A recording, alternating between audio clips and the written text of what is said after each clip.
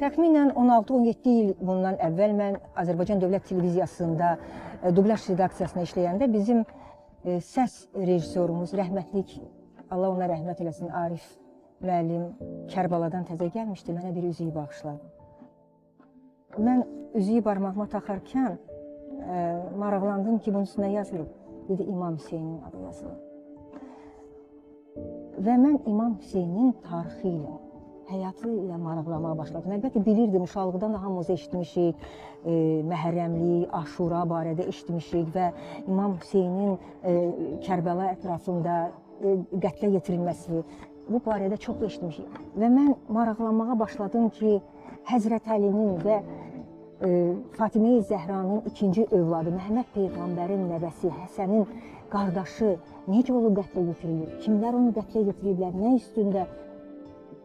Və onun əzmkarlığına, onun şücaətinə, ölüm qarşısında haqqı, ədaləti üstün tutmasını, necə əzmkarlıqla ölümə getməsinə, yəni o mübarizliyə mən heyran oldum.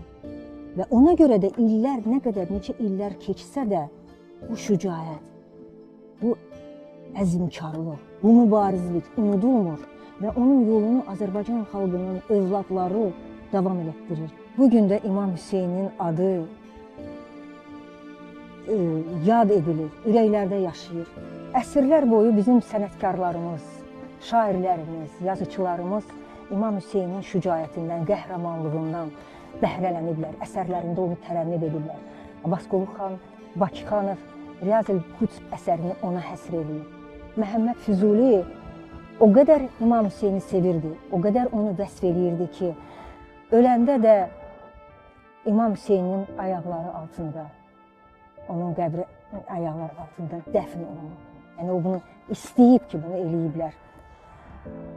İmam Hüseyn, yenə deyirəm, qəhrəmanlıq, şücaət, doğru yol, doğru əqidə rəmzidir və bugünkü gənclərimizə parlaq nümunədir.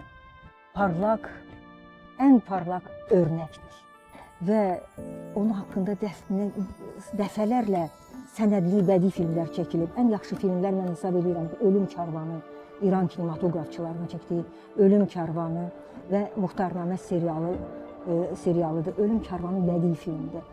Amma bir Suriya rejissoru Əl-Haqqinin çəkdiyi Muaviyə, Həsən və Hüseyn filmi çox böyük tənqidə səbəb oldu, çox böyük hay-küy doğurdu, mənfi mənada. Çünki orada ilk dəfə idi ki, iki imamın üzü açıq göstərilmiş və buna görə də Qahirə Universitetinin Ali Ruhani İdarəsi bu filmi qadağan etdi, onu haram hesab elədi, haqlı olaraq. İmam Hüseynin adı əbədidir. İmam Hüseyn haqqında çox hədislər var. Mənim ən çox sevdiyim hədis odur ki, bir dəfə Məhəmməd Peyğəmbər namaz qılarkən, onun sevimli nəvələri Həsən və Hüseyn qırmızı köynəkdə xalçanın üstünə getərkən, büdrəyiblər, ayaqları büdrəyərkən. Peyğəmbər namazını kəsib, məcbur olub, gəlir o büdrəyən uşaqları qucağına götürüb, onların boyunlarından öpür və deyir ki, bunlar cənnətin ən gözəl, ən raihəli gülləridir. Onlar cənnətin reyhanlarıdır və o İmam Hüseyni o qədər sevib ki, deyib ki, mən İmam Hüseyni o qədər sevirəm ki, o Allahın ən sevimli bəndəsidir və onu sevənlər Allahı sevənlər.